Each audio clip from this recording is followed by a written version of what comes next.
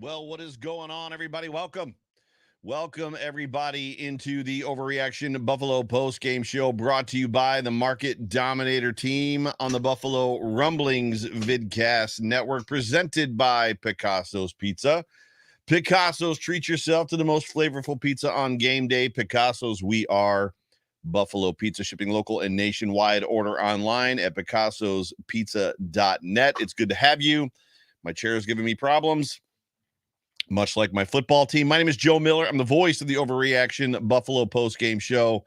You can find me on Twitter at Joe Miller Wired. It is so good to have every single one of you. Thank you for joining me. As we always like to say, make sure that you like and subscribe. We are Super Chat Live on this here show. So if you are not watching me on YouTube right now, do me a favor, jump over to YouTube, the Buffalo Rumblings YouTube channel. And then you can get my attention by super chatting. It'll show up on my screen as a brightly colored box with your comment or your question. But yes, please, whatever platform you're on, like and subscribe. And whether this podcast finds you around a cup of coffee, at the gym with your AirPods in, on the drive to work, or watching me live right now, let me just say one more time, welcome. It's good to have you. I'm sure that we're all feeling about the same. But before we get as we like to talk about, the madness started on this show, let's hear from our show's title sponsor, the Market Dominator, John Spaschek himself. John, take it away. Introducing the Market Dominator. Folks, I'm John Spaschek. That's right, the Market Dominator. And I am the proud sponsor of the Overreaction podcast, hosted by my good friend, Joe Miller. You know, his approach is absolutely outstanding. It's excellent. And that's what our approach is when we get into real estate. We help our clients win, just like our beloved team is doing week in and week out. So folks, if you want somebody representing you with the most cutting edge technology, using artificial intelligence and everything we can get our hands on to help you win, you reach out to me directly, 716-570-3298. We will answer our phone. And one more thing, go Bills. Go Bills. That is John Spaschek, the Market Dominator. He is a good friend of mine. Do me a favor, if you're in the market to buy or sell a home, please give John a call, 716-570-3298. It's so good to have all of you piling into the chat. Brian Bowers is in the room. James in the room. Sean Hope is in the room. Sean Hope, sorry. Drew Neighbors is in the room. Good to see you. Who's looks like a Vikings fan. Tracy Fichter is in the room. Xavier Stutz is in the room. Who else? Daniel Gowries is here. Cam Geezy's here. Pam's here. Got our first super chat from James. James, thank you so much for being a part of the show. I tell you what's going on. We've got crappy coaching decisions going on. Absolutely pathetic to not kick a field goal and take the 30-17 lead. OMFG. I don't know where and I get it. There's people all over Twitter right now going, oh, it wouldn't have mattered if they kicked the field goal. They still would have lost. Well, you don't know that, right? So there's an aspect of, yes, I understand from a possession standpoint that it would not have necessarily changed like the position of the game, but it absolutely would have changed the way the Vikings had played the game. There is a little bit of a deflation that happens when your quarterback throws a bad interception in the red zone, which Josh Allen, who spent the first several years of his career not having thrown a red zone interception, has done it quite a bit recently. That's not really what this show is about, but for me, I love it. I love the moxie. I love the arrogance. I love the flow.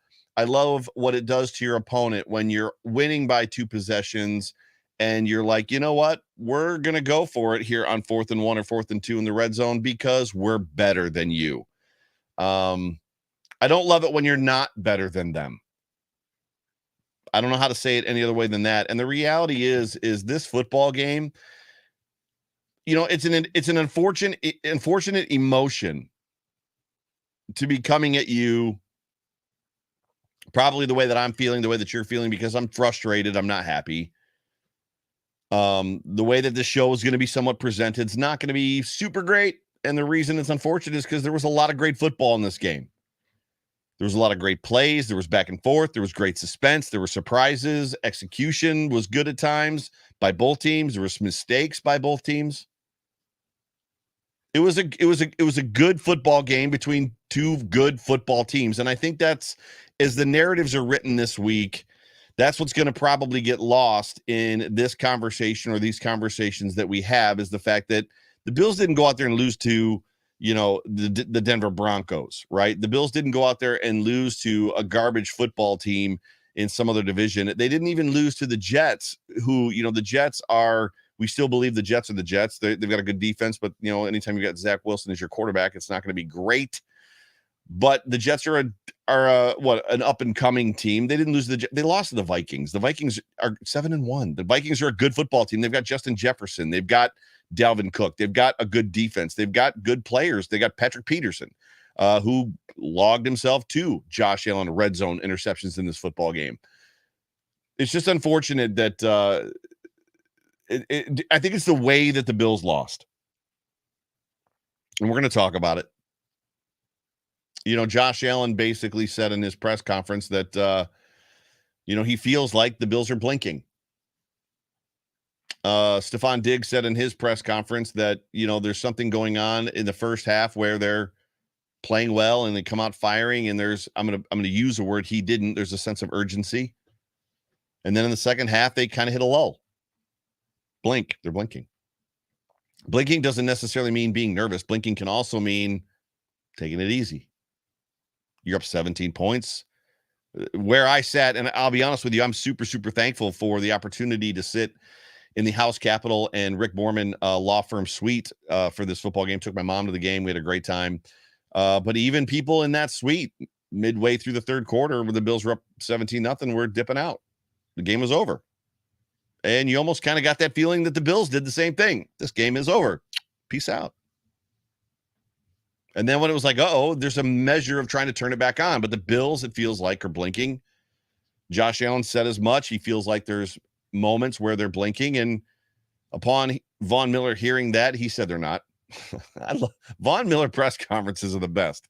You sit around and you ache all day long after these football games. And I've got all these notes, and they're like, the notes I have are schizophrenic. And that's what the Bills do a lot of times is, they're not playing well early, and all my notes are like garbage notes. This team, and then like they pull it out and win, or they play amazing at the beginning, like this game, and all my notes are like Josh Allen's back, baby, 3rd and Josh, like things are awesome. The defense has fixed the problems. Gabe Davis is catching footballs. Isaiah McKenzie's executing, and then they go into the tank, and it's like, and then it's just like.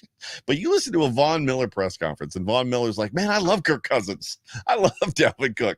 I love these guys. This guy's great. Patrick Peterson came in the league with me. We were draft buddies. Like, I love those guys. The Rams were 7-1 when I got traded to the Rams, and we lost 3 straight, and everybody said we were bad. And Matthew Stafford had an elbow problem, and he's like, sound familiar? And it's like, I hate you, Von Miller, for making me feel better about all this. I'm about to swear. Sorry. Hang on a second. I got a lot of notes. They're schizophrenic. I want them to be positive. Want with all my heart to be positive. They're just not going to be positive. It's a loss. And I'm about to throw this chair I'm sitting in away because the back will not stay. This is the first time, if you have not heard this already, this is the first time in the history of Ralph Wilson Stadium, hi Mark, that the Bills lose a game after leading at halftime by 14 points. Not great, Bob. They have not had a second half touchdown since the game-winning touchdown in Kansas City. I was at that game. Not great, Bob. I was wearing this jersey. Not great, Bob. They're struggling with turnovers. And I'll be the first to admit or say, I think I tweeted it out to somebody or replied to somebody that the Devin Singletary turnover probably was not a fumble. His elbow was probably down. The problem is that they called it a fumble on the field, and there was not conclusive evidence via video to overturn it. I sat in the suite, and I was like, there's as much as that I can surmise from seeing that video that his elbow was down. You can't conclusively determine that his elbow was down before that ball came out. They've got an inability to make stops on defense, especially when it matters. We'll get to that because I know what all of you are already thinking. But Joe, they did stop him on defense. The Bills won. Is that really stopping him on defense? Bad penalties at bad times. Players, maybe trying to make highlight reel plays instead of knocking the football down. Cam Lewis, talking to you. I've been saying it for weeks, and people are beginning to chirp it back to me that they don't want to hear it anymore, that the only team that can beat the Buffalo Bills is the Buffalo Bills, and the Bills did it to themselves again in this game. But from the top, let's just start at the beginning. The Minnesota Vikings come into Orchard Park 7-1. The Buffalo Bills are 6-2, or were 6-2, I should say. The Bills are favored in this game. I think the line started at 3.5. Then when they decided or realized, when Vegas realized that Josh Allen was going to play, the line moved to, I think, 6 or 6.5. A game that, shouldn't mean as much to the Bills as maybe the Browns game would, outside of just trying to stack W's. The Bills are needing to stay in front of the Dolphins. They need to stay in front of the Chiefs, and the Chiefs, the Dolphins won today, and the Chiefs won basically just by not playing. The Chiefs are now in first place in the AFC. The Dolphins have sole possession of first place in the AFC East. The Bills are third. Now, that doesn't mean that they're out of the playoffs. The season could end today. I haven't looked at the stats, and the Bills being third in the AFC East, they can still potentially make the playoffs. I mean, there's great speculation, even by me, before the season started, that the AFC West was going to send 3 teams to the playoffs. They're clearly not going to. They might send one. Not might. They're going to send one at least, but probably only send one. The reality is the Buffalo Bills just couldn't finish this game. They couldn't close it out. I don't want to say that they folded like a chair, but there was a collapse in this football game. And it's funny because if you look at the last couple of years and what the Buffalo Bills have done, they come out hot, and this is going to be part of the story of my story of this game. And then they kind of hit the skids in the middle of the season. And then they finish the season red hot again, but they lose that first round bye. And the reality is if you're a Chiefs fan, there's a reason Chiefs fans on Twitter and Facebook and social media don't worry about the Buffalo Bills, because the Buffalo Bills, the Chiefs don't have to do anything to go out and win the number 1 seed except do whatever the Chiefs are going to do, because the Bills are going to surrender that number 1 seed to them every year. They've done it the last 2 or 3 years. All on their own. They hit the skids in the middle of the season. They end up just beating themselves. They lose a couple games in a row. Then they finally turn it back on again. I don't get it. It doesn't make sense to me, but that's effectively what seems to happen. But if you want storylines, this is the game for storylines. And the funny part is, this game outside of Josh Allen playing didn't deliver on many of the storylines. Stefon Diggs had a great game, didn't score. Obviously, the Bills lost. Justin Jefferson had a good game. He did score a touchdown, but he didn't really take over the game. Harrison Phillips didn't really make a huge splash. Trey didn't play. But when you look at the storylines coming in, Diggs, first game against the Vikings, Jefferson versus Diggs, the player that was traded for the pick that got Justin Jefferson. And one of the things that's not ever included in that conversation is the 7th rounder that we got from the Vikings as well was Dane Jackson. And Dane Jackson clearly has become a very serviceable player for the Buffalo Bills. Case Keenum, revenge game. Didn't get a chance to play, unfortunately for him. Harrison Phillips, revenge game. The Trey suspense. Is Tre'Davious White ever going to play? I remember, I don't want to say getting in arguments, but I remember people clapping it back at me on Twitter. People that feel like they know more than everybody else. Oh, this ACL tear is only a 6-month injury. And I was like, actually, it's 6 to 9, and it could go a year. Don't expect to see Tre'Davious White till probably next year, Thanksgiving. And people just, you know what Twitter warriors are like. Joe, you don't know what you're talking about. It's like, well, here we are. It's almost Thanksgiving. And guess who has not taken the field yet? We don't know why. There's rumors circulating out there that it's in his head, that he doesn't trust the knee yet. And I'll be honest with you, as a dude that just had knee surgery, I get that. Totally, 100% get that. Jake Poyer is in the comment section right now, and he works out at STA with me, who, oh, by the way, Cam Lewis works out at STA, as does Terrell Dotson in the offseason, and they both had good games today.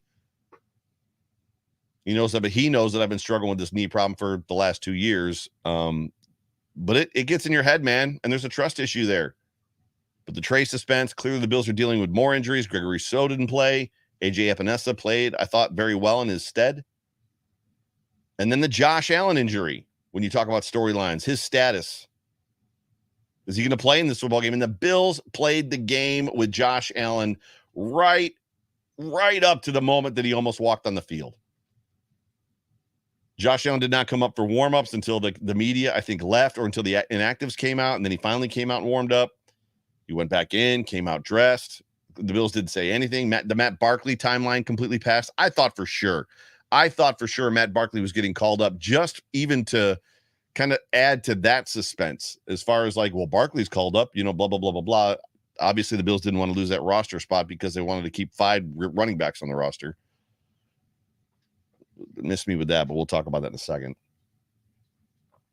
But at the end of the day, like literally, they didn't even call out the starting offense. They called out the defense. So even at the beginning of the game, nobody knew who was going to start this football game until the announcer said, now in a quarterback, Josh Allen. And the crowd went wild. I mean, the Bills front office played it straight as they held on to that rope as long as they could possibly hold on to it. Didn't help in this game, but they did it. Clearly, the Minnesota Vikings were ready to face Josh Allen and probably whoever else they played. But it's good to see that the Bills are trying to fix some of the problems as well that this team has seemingly had over the last several weeks. Making the switch from Jaquan Johnson to Cam Lewis. I thought Cam Lewis played well in this game. They brought in Duke Johnson to start returning kicks. He had one really good kick return. I don't get 5 running backs in a football game. Naheem Hines is a punt returner. Duke Johnson is a kick returner. Tywan Jones is a gunner. Devin Singletary is RB1. Dalvin Cook is RB2, whatever. It doesn't seem like the best use of your resources or your roster spots, especially when you're holding on to Jordan Poyer, who's been out now for 3 weeks. Is that right? Short-term IR is 4. I don't know. Call me crazy. Tre'Davious White, not playing. They got guys on this roster that literally can't suit up. Can't get on the field. And we're putting 5 running backs out there. And because of that, you lose a guy like Isaiah Hodgins. Now, I'm not salty. However, I am doing a new series of podcasts on the Overreaction Sports podcast that is my own RSS, my own podcast feed. And I think I'm going to start on Wednesday doing a part of the program called the Hodgins Watch, where we're just going to check in and see how Isaiah Hodgins is doing week to week. And he had an okay game in a Giants win today for a guy that's brand new to a football team. Good for him. But the Buffalo Bills come in struggling, they come into this game struggling on defense and a bit on offense. And in my opinion, outside of the first half, they continued to struggle a little bit in both areas in the second half. The run game seemed to do well. I was watching back the highlights when I got home, and the run game, Devin Singletary looked great in the first half. The run defense looked great in the first half. Josh was hitting open receivers in the first half. Josh, again, I said it earlier, third and long, which we typically or traditionally have been calling third and Josh. Josh was hitting those deep third down passes and making first downs. They looked good. They looked really, really good in the first half. They looked like the Buffalo Bills of old. The Buffalo Bills of a couple weeks ago.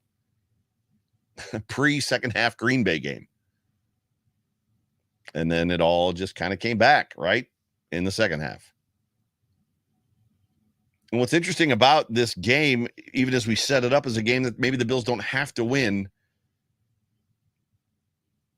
you get a sense of urgency, which we felt from this team early in this game, even from the staff, and that they started Josh Allen. And maybe all of the concern over his elbow was a little bit overhyped by the media, by us, the fans, by those of us that are in content creation, being freaked out that he might not be able to play for a couple weeks. I remember I said on one of my shows, there's the potential for him being out for the year. Is that worth one game? Do you go into it precautionarily, or do you just throw caution to the wind and play him? Well, the Bills decided to play him, and good. I'm glad they did. He looked good. But this game, no doubt, is going to bring out, and I fear it's going to bring out the worst in the Mafia, and I don't really see what's going on in the comment section right now. I'm hoping you guys are getting along, but there's blaming going on, right, amongst Bills Mafia. It's the defense's fault. It's the coaching. It's not either of their faults. It's Josh Allen's fault. It's this person's fault. It's this fault. It's that fault. It's everybody's fault. or it's somebody's fault and none of us are going to agree. I've got people like blocking me on Twitter, which I thought was funny. Somebody commented at me and I went to respond and they had blocked me. So they commented and then it was weird. But let the infighting begin, I guess. People crawl out of the woodwork to tell you you're wrong on Twitter when the Bills lose a football game. I got people in my Twitter feed right now that have like 4 followers, haven't tweeted in 4 months, and they're tweeting at me to tell me that I'm wrong about one of my takes during the like in the middle of the game, in the heat of the game when I had an emotion and I just tweeted something out. It's just funny, dude. 5 followers, 0 tweets, or whatever in like the last 4 or 5 months. It's like they've been waiting for this moment. I'm just going to keep my Twitter handle open, and when the Bills suck for 2.5 games in a row, then I'm going to rage tweet at people. I knew this team sucked. It's like, what is going on? Oh, I apologize to all the listeners. Everybody listening, whether you're watching me live now or in podcast form, this is, I don't know where this show's going. Oh my gosh.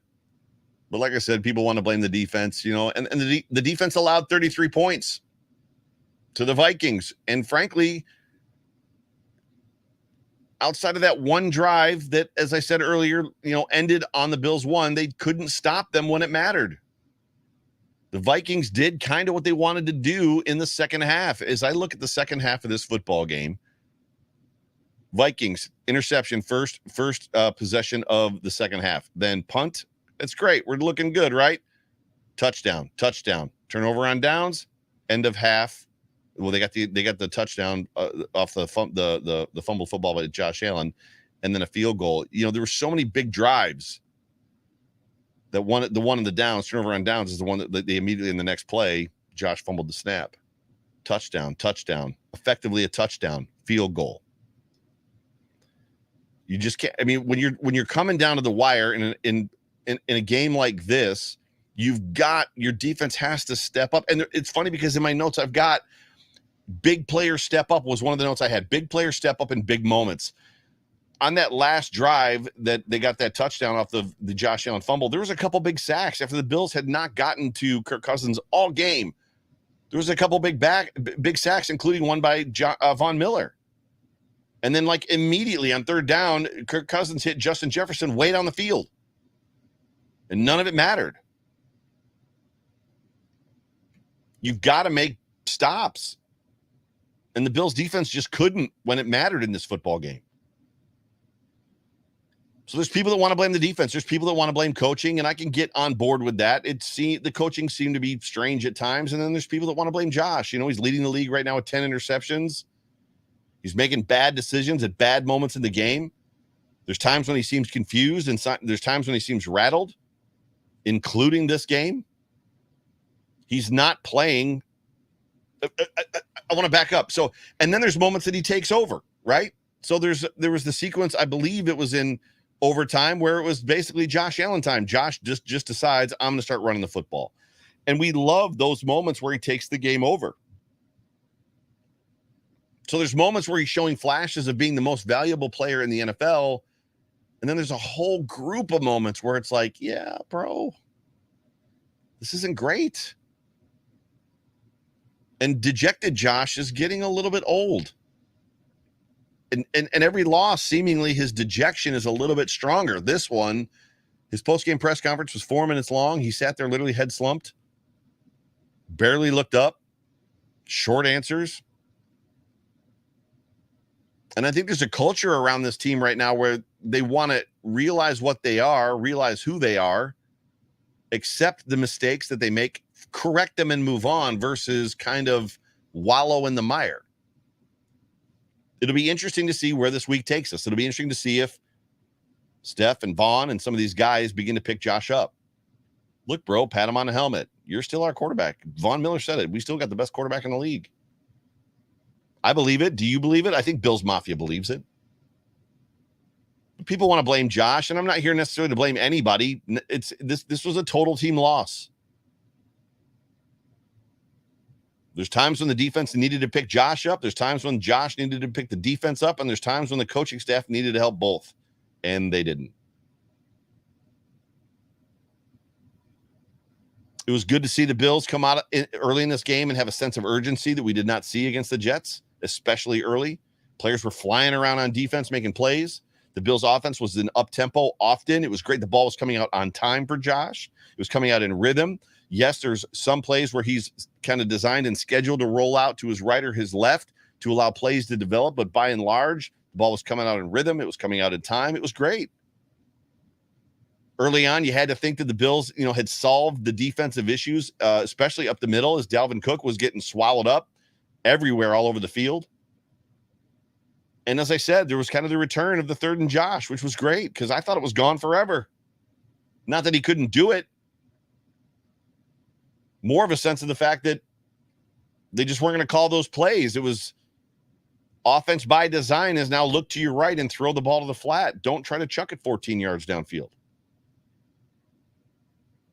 But at the end of the day, that all of that I'm talking about, all this suspense, all of this like buildup, all of these things that we're chatting about, the good, the bad, the ugly, the ebbs and flows, the ups and downs, that's why we watch the game. That's why we watch football. In this football game, there was three different moments where I was like, this is a great day. We've won this game. This game is over. At least 3 times. And then I walk out of the stadium pissed off to high heaven. Over losing a game that I felt like was in the bag 3 or 4 times. This football game is already being heralded by all kinds of media outlets as the game of the year already. And to me, it was just a ridiculous football game. It was just maybe when I watch it back, it won't be tomorrow when I watch it back. I'm going to watch it back tomorrow, but when I watch it back a 3rd time or a 2nd or 3rd time by Wednesday, maybe I'll be like, man, this was a really good football game. But right now, I'm just not happy. This football game had no business being this close on the scoreboard. As you guys know, the Bills were up 17 points in the 3rd quarter. I already talked about it. The Vikings are driving, and it's like, can this defense close this game out? Nope. As I said, sacks came when we feel like we really needed them. And just as they came, Kirk Cousins would hit a big pass. And there's moments that you begin to realize that like the mistakes are beginning to pile up. It had that Miami Dolphins game feel where there was just like, oh, another mistake that's not great. Oh, another. And they're not huge mistakes, just, oh, another mistake. And that fumbled snap on the goal line, I don't know what was going on there. I mean, literally I know the ball was on the 6-inch line, but the game plan was to literally, the play call was to just quarterback sneak it forward because that's what looked like they were trying to do. And it's a fluke. It's crazy fluky that Josh Allen drops that football. Like he's never dropped that football. I think maybe he did with Kyle Van Roten, right? Backup center. He's never dropped that ball with Mitch Morse. But why not hand the ball off? Why not drop back and throw a ball 3 yards down the field? You just set yourself up for. When that play happened, I turned around to Brian Belser behind me, who is one of the dudes that works for House Capital. I was like, what was the spread in this game? 3.5? Because it was about to be cut to 3. I was like, what is going on? Or the Bills were about to go up by 3 if they'd kicked a field goal. And you got to wonder, as much as like when you talk about infighting in Bills Mafia and you talk about people going back and forth and having opinions, how important is Tremaine Edmunds to this defense? Because all of the stats and all of the conversation that I gave you about the Bills defense in the second half, all of the bad happened when Tremaine went out. His loss in that, I like Terrell Dotson. I think Terrell is a great player. He's a lot of fun to watch on the football field. This defense misses Matt Milano when he's not in the lineup. This defense misses Tremaine Edmunds when he's not in the lineup. Tremaine Edmunds is very, very, very important. But just to kind of wrap up the game itself, I was confident even going into overtime. Josh, as I said, was having MVP moments, even after the defense allowed him to go straight on the field. Was it a 6.5 minute drive to kick a field goal? Josh was having MVP moments in their drive. I thought for sure that he was going to go straight on the field and kick and score a touchdown. The game would be over. Right up to the very end, I was confident. It just wasn't meant to be in this football game. I need to find my beer trail read. Give me Western New York beer trail. Oh, I think right. That's Y, not WNY. WNY.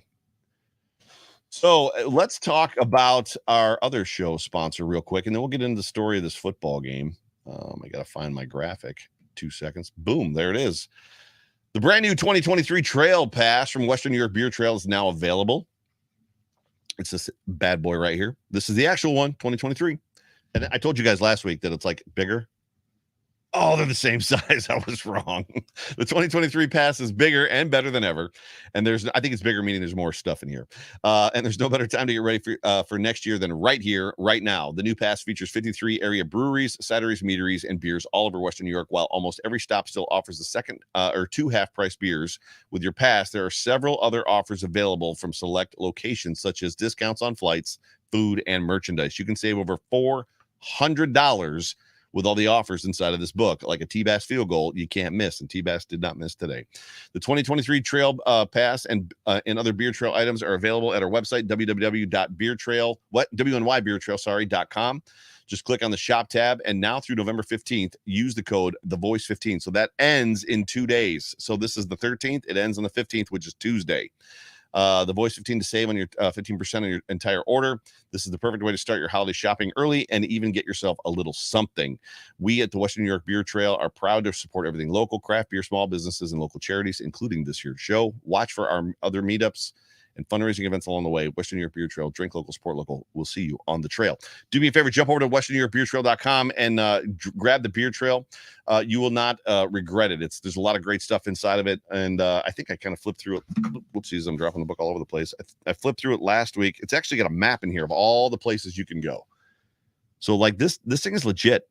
So if you are a beer connoisseur, which most people are, if you're into craft beers and bougie beers and just different things like that, you want to get this thing. So jump over to WNYBeerTrail.com, get yourself the Beer Trail Pass. It comes with stickers too. Apparently they just fell out of my book. How about that? Dum dum dum dum. Hey. Sorry guys, I'm in another world right now. Stats real quick for this football game.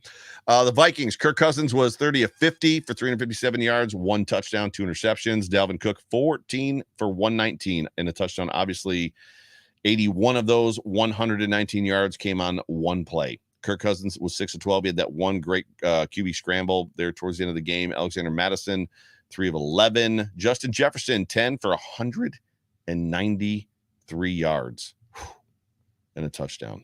Wow. Adam Thielen, who was almost invisible. He was invisible for the first half of this game. They get his first pass that he dropped in the third quarter, and then they found him late, 5 of 49. TJ Hawkinson, 7 of 45, the tight end that came from the Lions, and then KJ Osborne, 4 of 35, Dalvin Cook, 3 of 27, Alexander Madison, 1 of 8.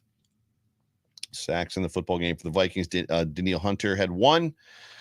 So Darius Smith had 1, and the 2 interceptions were by Patrick Peterson, as we already talked about. The Buffalo Bills in this game, Josh Allen was 29 of 43 for 330 yards, 1 touchdown, 2 interceptions. Josh Allen led the team in rushing again, 6 for 84. A lot of those came in overtime.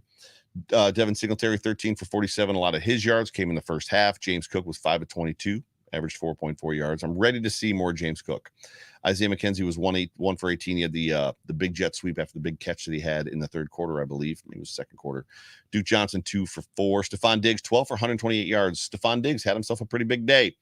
Gabe Davis, 6 for 93, also had a big day. Dawson Knox, 4 for 57. Isaiah McKenzie, 4 for 37. Naheem Hines, 1 for 9, had a great energy, or great run after his catch. Khalil Shakir, 1 for 6. And then Devin Singletary had 1 pass thrown his way. Or did he catch it? Yeah, he had 1 catch, just no yards on it. Sacks for the Buffalo Bills. AJ Epinesa, who I thought I said, or I think I said already, had I thought he played really well in Greg Rousseau's absence, had a sack. Carlos Boogie Basham with a sack. Shaq Lawson with a half that he split with, I believe, Von Miller. No, they gave Von Miller the whole sack, so he split that sack with Ed Oliver, it looks like. But and then the interceptions came from Christian Benford and Dane Jackson, which was fantastic. So when you're looking at the total game stats, I'll just give these to you really, really quick. Vikings 481 total yards, Bills at 46. It was very, very evenly matched. 334 passing, Bills 311. Rushing yards 147 to the Buffalo Bills 175. And again, 81 of those rushing yards for the Vikings came on one play, which really, really turned the tide in this football game. Yards per play, Vikings 6.1, Bills 6.8. First downs 24-29. The Bills led that one. Third down efficiency 7-17 for the Vikings, 7-13 for the Bills. Fourth down 3-5 for the Vikings, 0 for 1. That's where Josh Allen threw that interception. Total play 79 and 72 for the Bills. Sacks allowed 4 and 2. Punts 3 and 3. Penalties 7 for 64 for the Vikings, 7 for 64. They didn't match them. Identical, 7 for 64 for the Bills. Bills had 2 fumbles lost, one by Devin Singletary and one by Josh Allen. And then both teams had 2 interceptions. And then this doesn't make sense. Overtime. Time of possession, 35 minutes for the Vikings, 33 minutes for the Bills. So yeah, let's do something here. I've got the Dude Awards coming at you. I've not done the Dude Awards in a couple of weeks. Again, you are listening to the Overreaction Postgame Show, and I'm going to jump into the reading of the tweets momentarily. But first, as you guys know, normally I do the Dude Awards, and effectively people have their arrow up, arrow down, stand up, sit down, and I think is what Sal does, and just different things like that. For me, I do the Dude Awards, and what that amounts to is if a guy played good, it's a dude. You played really well, dude. Great job. And if a guy did not play good, it's dude. We got to talk. I need to see him office, bro. Like, dude, it wasn't good. So my first Dude Award goes to my good Dude Award goes to Damar Hamlin. Damar Hamlin, I thought, has been putting together a series of good games, kind of in the absence of Jordan Poyer. I don't want to go as far as to say that I feel like he could admirably fill in for Jordan if Jordan is not on this football team next year, but he gives me hope. Damar is always around the ball. He's a sure tackler, and the game doesn't seem too big for him. And this game, again, Damar made some splash plays. He clearly went at Dalvin Cook when he needed to. I thought Damar Hamlin played a very good football game. Matt Milano, second Dude Award. Matt Milano played very well. His presence was needed, and it was welcomed. It was good to have him back. He snuck the gap a couple times on the outside and made tackles for losses. You know, Matt Milano is a freaking machine, and sometimes you got to this defense looks different without him, and it looks different with him, and I'm glad he's 58 is on this football team. My third Dude Award goes to previously mentioned AJ Epinesa, a couple blocked passes. He was just around the ball a lot in this football game. He really played well. Dude Award, Dude Award. The first one's going to go to Josh Allen. Josh, I need you. I love you. I love you, Josh. I love you, Josh Allen. I love you, Josh Allen. I just need you to be better. I don't want to say much more than that. Everything I need you to be is there, wrapped up inside that 6'6", 240-pound body. I love every ounce of you. I'm going to enjoy every moment of watching you play, the good, the bad, the indifferent. I don't ever want to see another quarterback take a snap behind this offensive line or any Buffalo Bills offensive line. As long as 17 is back there, we have a chance. You are the heart and soul of this football team. And I just need you to see that guy coming across the middle. Last several games in a row, you've missed the guy coming across the middle, working back towards the football. So clearly there's a notice out for defenses that when Josh Allen is running or flanking to his right, to begin to work back across the middle because the ball's going to come. And Josh has gotten caught a couple times, including in this football game. So please, Josh, do me a favor. Please just do a little bit better on that. The defense, my next Dude Award goes to the defense. The defense makes one stop that's not on the Buffalo Bills 1 yard line in the second half. The Bills win this game. You can blame Josh Allen all you want. You can blame interceptions all you want, but we talk about it on the show a lot. Quarterbacks throw interceptions, running backs fumble the football, wide receivers drop passes. Quarterbacks are going to throw interceptions. The defense is paid the way that it is. We brought in Von Miller. That defensive line is crazily paid. Crazily is crazily a word. I know there's injuries, but that defense has got to make a stop. My second Down Dude Award is literally the defense. They've got to come up big one of those times. And then the last one is Ken Dorsey. I don't know what's going on in the second half. The play calling just seems People can disagree with me on this point if you want. I would encourage you to. Like, go ahead, feel free to disagree with me on Ken Dorsey. But when Stefon Diggs is talking about the play calling in his press conference, and he's not calling out Ken Dorsey, he's just talking about the calls that are the plays that are called. And he says, we've got to find a way just to go out and execute and make something happen on the plays that are called.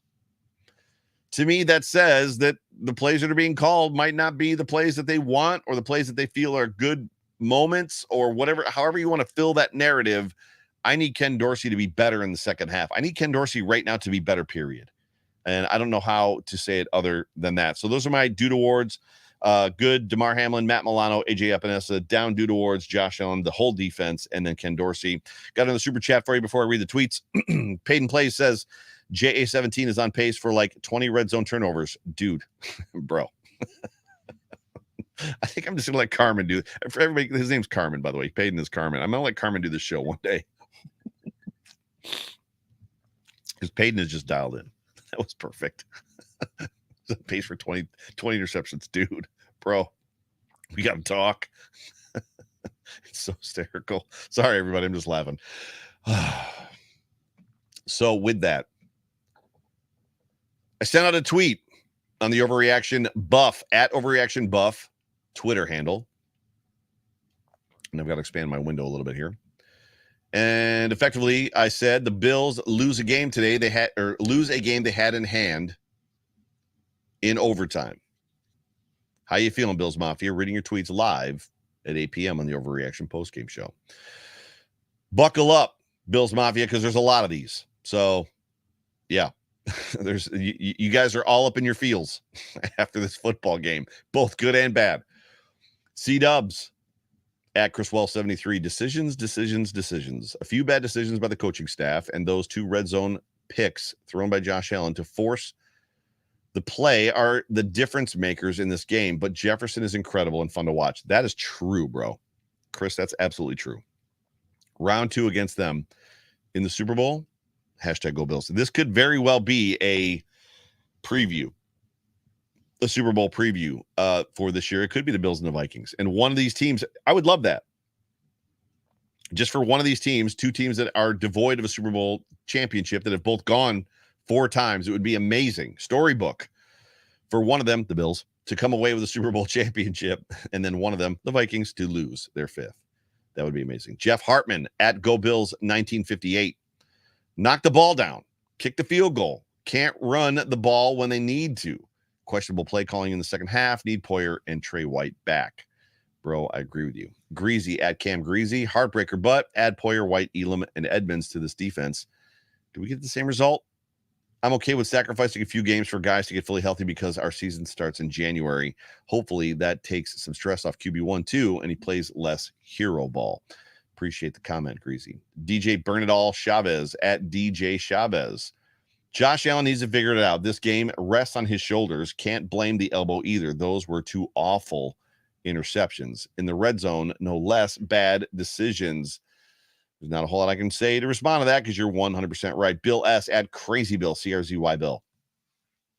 Why can we run it in the first and not the second?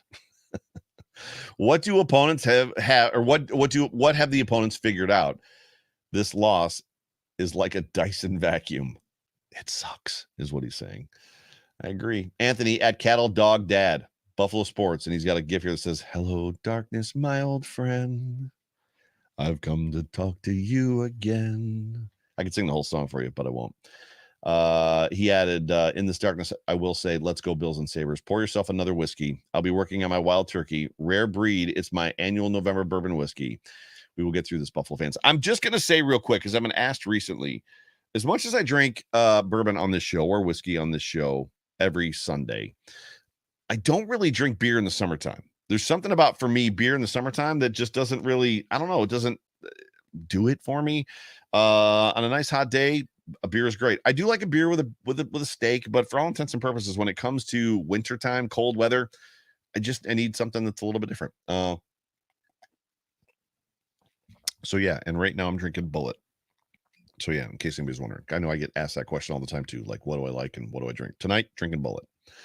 Nicole Nicosia at Nick Media 246.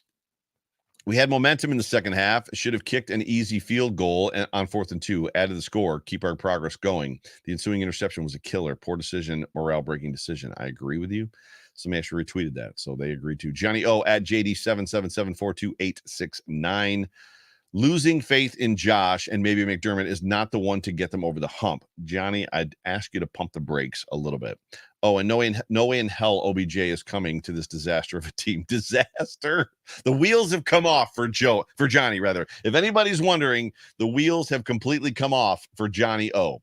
So this team is trash. He's lost faith in Josh. McDermott is not the coach. OBJ is not coming here, and it's over. Like, it's completely over for Johnny O. Just somebody, if you're near, if there's a family member listening or that knows Johnny O, please give Johnny a call, because one of his loved ones might need to check on Johnny right now.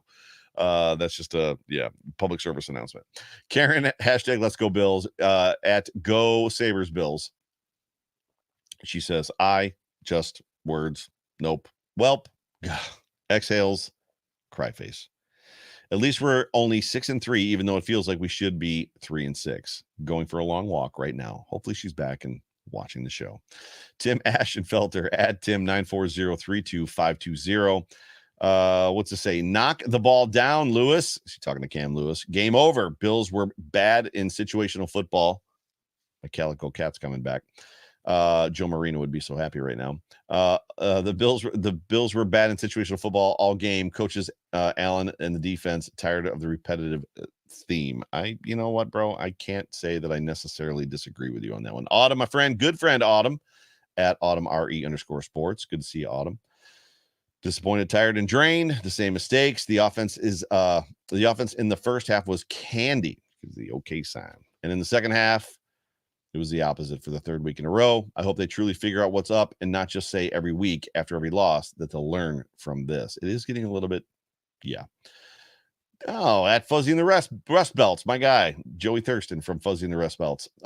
If the Buffalo Bills don't get mad when I screw up a song, why should I get mad when they blow a football game? The only difference is they get paid millions and we don't. Fuzzy and the Rust Belts bringing the comedy to the show. Paul Moon at P Mooner 44. I'm disappointed for sure.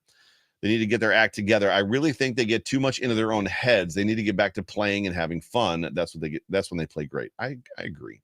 Bills Media 716 on to Cleveland, and he's got the gif where the little kid's laying over the wall and somebody just pats him on the back. I think that's Cleveland. I'm not sure. Natalie at Natalie 074-50264. Sad and in denial, also kind of mad at the ref for not calling that hold on Knox right there. James Alexander Perks at MRJ Perks 6789, all the way from the UK. I'm absolutely broken. I went through every emotion possible. The one that stuck is anger from being 27-10, 27-10 going into the fourth quarter and to losing by 3 in overtime is unacceptable. There were too many errors from all over and there were too many errors from all over to single on to see to basically point out or to basically focus on is what he's trying to say. But ultimately the buck stops with QB1, and that's where people are going to be. People are going to blame this on Josh. I don't know that I can. I think it's a full team loss. I don't know that I can just put the blame on Josh Allen. At the end of the day, like I said, you can say that Josh Allen, if he doesn't make that first interception or the second one, they win. But the reality is if if the defense makes a stop on one of those scoring drives in the second half, the Bills win. Period. End of story. Pamela at Pamadonna, my girl, confused. In the big picture, I think they played great and they should have won this one, where last week we sucked the whole game and deserved to lose. We lost because of bad coaching decisions and horrible mistakes from Josh in the red zone. D injury is obviously an issue. She's not wrong, y'all. Sal Fresco at El Pinche Sal. How are you feeling? He says, go F yourself. How's that? Oh my gosh, that's hysterical. Xavier Stutz at XCS713. I'm sick of here it is. I'm sick of the only team that can beat us is the Bills, or the only team that can beat the Bills is the Bills. So Xavier, you're mad at me. Narrative. The injuries have gotten to us and we've dropped to a middle of the pack team, still have Super Bowl aspirations, but damn, we need to clean it up and get healthy. You're not wrong. I agree. Norm Herm at Norm_Herm. Coaching staff effed us. Man, a lot of vulgarity tonight. Bills Mafia. Rated R Bills Mafia in this show. Again, JP Bills 6-3. at _JIPP. Like trash, but this was the life of a long like trash, but this is the life of a lifelong Bills fan. Oh, he feels like trash. Gotcha. He feels like trash, but this is inevitably the life of a lifelong Bills fan. Got it. Took me a minute. British Bulldog, another UK fan at British Bill, BILLDAWG. I don't know what's happened in the locker room since the bye week, but this team needs to shake it off fast. The team that showed up, excuse me, the past few weeks is not a championship team. They're barely a playoff team. They can get it right, and I really, really hope they do. I agree. Richard Rush, my guy, at Richard R. Rush. He feels sick. Ben at _official Swami. Does Cam Lewis not know how to bat it down? Defensive back 101. Highlight reels, bro. Follows it up with another tweet. Says we're one-dimensional. What's the point of the Hines acquisition?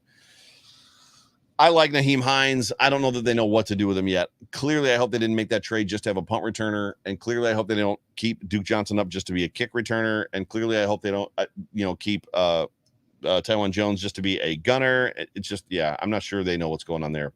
Yos Schmengi at Bills GMDY, which I believe is Bills game day. You're up 17 with 2 minutes to go in the third, and you can't run the ball. So it's Josh running around making plays, but your margin for errors is very thin despite the lead. You can't rush the passer. Our guys are out. The opponent takes full advantage. Their guys are out. You don't even notice. He's not wrong. John Fina at John Fina. Ugh. That's how John Fina feels. Just simply ugh. Jed Smith at Design Smiths. Ken Dorsey can't run 3 pass plays in a row on short to-go plays while sitting with a comfortable lead. Run the ball and run the clock. And that's a big part of the Ken Dorsey argument that I had. The Vikings played right into the Bills' hands. Like in the fourth quarter, they had a 6.5 or 7 minute drive that kind of drained the clock. The Bills should have had no problem winning this football game, except for the fact that we kept throwing the football, stopping the clock on incomplete passes. Dirty Harry 58 at Dirty Harry 5827. I cheered through 4 Super Bowl losses and the drought and say every year, this is our year. Still have confidence in this team. Go Bills. I do too, bud. Buffalo Bills 439 at Bills 439. Here ball strikes again. Adla Bills at ADLALI Bills. I'm feeling like we really need to open the conversation about this coaching staff. McDermott, Frazier, and Dorsey are all failing on so many levels. Situational football, terrible. Refusing to change, terrible. Yes, Allen was bad, but where's the responsibility on the coaches? It's a question that's got to be asked. For some reason, John Fina is asking me if I've uploaded the show yet. John, we're recording it right now. Hope you're watching. Bills Pro at Bills Pro _. I'm glad they had that game before the playoffs, I should say. We will need to make a play in that situation to beat Kansas City. That's absolutely true.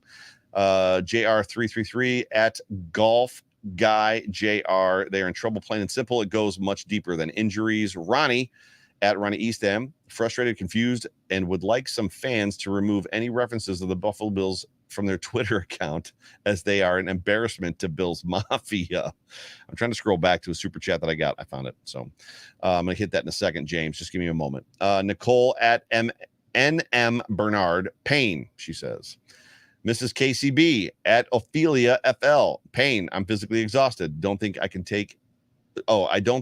to take the safety, but I'm not paid to be there. She was saying, so where the Bills fumbled that ball, why not just take the safety and kick the ball back to him? Also would have been a better strategy than to try to quarterback sneak it. It is what it is. Payton, my guy Payton, who's actually in the show right now, 44 seconds ago, he tweeted, it looks like, I've seen this team suck before, but they were the suckiest bunch of sucks to ever suck. Man, did they suck. Red Dog at Thornberry Wild. Something is obviously wrong. Obviously. RK Fast at RK Fast 2. I would like a direct answer as to why the Bills all-pro cornerback was inactive. If you cannot play, okay, but put him on IR and explain why. Can't necessarily disagree. Joseph Goho at Joe Goho. Something is more wrong with Josh's head than with his right arm. Inexcusable end zone fumble and end of game interception at Nate Geary Sports. Not sure what is happening with him. What does he say? Someone in Bills content land needs to take off the rose-colored glasses on McDermott. Joe Miller Wired was highly critical of 13 seconds, and head coach remains a huge issue to getting over the hump with this roster. That said, the entire secondary were backups today, and it showed. Well, thank you for the shout-out. I do my best to keep people honest. Rob Lewis at Rob_Lewis79. It's a second half issue. We had the game won, and then we let them back in. Failure to play 60 minutes. That's absolutely true. That was actually my story of the game, which I didn't even get to. Football happens, long season, going to continue to be healthy and peak at the right time. That was Dean Henson at Dino Henson. How many are left? Good Lord, people. Just a couple. Where was that one at? Dino Henson. There we go. Got like 3 left. J Brow 80 at J Brew 8. That's funny. J Brow 80 is his name. At J Brew 80 38 is his handle. First half offense was great. Need to continue to use the players available like Shakir, Imac, Knox, Davis, etc. Stop playing hero ball. And he's got the emoji that's swearing. Evan at Water Friction. It's one game. I'm not worried about the division. And the division opponents can have their moment to think they're hot shit, he says. This is one of 3 games I was okay with losing. 13-4, 14-3, still realistic. But damn, that one kind of hurt. Agreed. Wilhelm Steintz, Jay Whistler. Season's not over. A lot of games left, but any talk of home field or expecting a division title is misplaced. Reset the expectations. This is a wild card team and currently not as good as Miami. Chuck at B-Bills17B. How about showing up in the second half? Bunch of turd emojis. Tubby T. At Tubby T, message to McDermott and Dorsey. That Moneyball crap ain't going to play here. And then the last, oh no, it says show more replies. Jim at Jimmy A073. He says he feels like death. And then there is one more. Eric Gahn says at Mick Higgs. He says the GIF, I just feel awful. Those are your tweets, ladies and gentlemen. James with a final super chat. Appreciate you being a part of the show. I'm pissed at Coach McDermott. Don't call him McDummy. Coach McDermott. In the past game, he put it all on turnovers. Didn't say, yeah, I should have kicked the chip shot field goal. I don't know that he's laying blame anywhere. I mean, it's a game. Mistakes are going to happen. Things go bad. It just is what it is. It's unfortunate, but I don't even know what to tell y'all anymore at this point. So, ladies and gentlemen, those of you that are still up in this room here this late in the evening, we're a couple minutes early. We're doing good. We're doing really good. I got through a billion tweets. I got 2 minutes left in the show. There's the better part of 300 people watching me live right now. We got Jets fans in the room. That's weird. I'm going to kill a couple minutes here. Eric Kwok says long way to go, but Bills now have to play Kansas City again, or in Kansas City again. Amanda's in the room. She says Scott's in here somewhere. He says hi. Hi, Scott. Good to see you, buddy. Jets fans are in. Like, I wonder how many of these people are Jets fans. Larry James. Sauce owns the division. Okay. If you say so. Apparently, we're getting trolled. Peyton Plays says it's nice when the trade works for both teams. This is just overtime now, ladies and gentlemen, in case you're wondering what's going on. Oh, there's some Viking fans in the room. Nice. Welcome to all the Viking fans. Welcome to all the Jets fans. Welcome to all the fans of other teams who are trolling the Buffalo Bills right now. The season's not over yet. Don't get too high on yourself. Don't get too high on yourself, Toten. Who says skull? Let's read this one. Inchan GM. I don't even know what that means. Josh Allen is a beast and continues to be a beast. Y'all are having some off games, but I have full confidence in the Bills can pull it out. It's a good football team. I'd love to know who you're a fan of. Appreciate the comment there. They're going to wrap this thing up. I don't know. This might be going south. Oh, there's Scott. What's up, Scott? Scott says hello. So I don't read the comments very often, but I had a couple extra minutes and I'm killing time. But now we are officially overtime. Amanda says I have a lot of fans tonight. Just tonight? They won't be my fans tomorrow? That's sad. It is what it is. Ladies and gentlemen, you have been tuned into the Overreaction Buffalo Post-Game Show, brought to you by the Market Dominator team on the Buffalo Rumblings Vidcast Network. My name is Joe Miller. You can find me on Twitter at Joe Miller Wired. It is so good to have every single one of you. I appreciate you all. I love you all. I promise you, this is me promising you, Bills Mafia, good things are coming for this football team. What do we know? I've already talked about it. What do we know about this football team? This football team starts out hot. They catch a lull in the middle of the season, and then they get hot again at the end. That's going to happen. So then it's just a matter of getting into the tournament And once they get into the tournament, everybody, it's a 1-game round for each for each round. It's 1 game. And I believe that they are still the best team in the AFC. I still believe they're the best team in football. They just got to knock out the nonsense, for lack of a better term. So, or lack of a better phrase. So do yourself a favor, go into Monday, go into Tuesday, go into Wednesday, feeling good about yourself, feeling good about this football team. We got the Browns coming in. It's a get-right game. Yes, they're going to have to do some work to stop Nick Chubb, but for all intents and purposes, that's a game they can win to get back on the right side of winning. And from there, let's just string 8 wins together. Season's halfway over. The NFL 2022 NFL season is halfway over. Let's start stringing some wins together. Ladies and gentlemen, thank you so much for joining me. For the Market Dominator, for the Western New York Beer Trail, and Tom, who was actually at the game today. Didn't get to catch up with him. Appreciate you guys. Love you guys. Tomorrow, 8 o'clock, the Off Tackle with John Fina show. Then after that, Buffalo Late Night with Thomas DeLoss, sorry. Tuesday, Code of Conduct. Wednesday, Hump Day Hotline. Thursday, Buffalo Nerd and 3-Man Rush. By the way, for those of you that are college fans, 3-Man Rush is a new college program that's on Thursdays with Jerry Ostrowski and Colt and Sarah. And then Friday's Food for Thought. So talk to you guys soon. Love you guys. Joe Miller Wired on Twitter. Come find me. Come follow me. Come interact with me. Love you guys. Take it easy. Go Bills.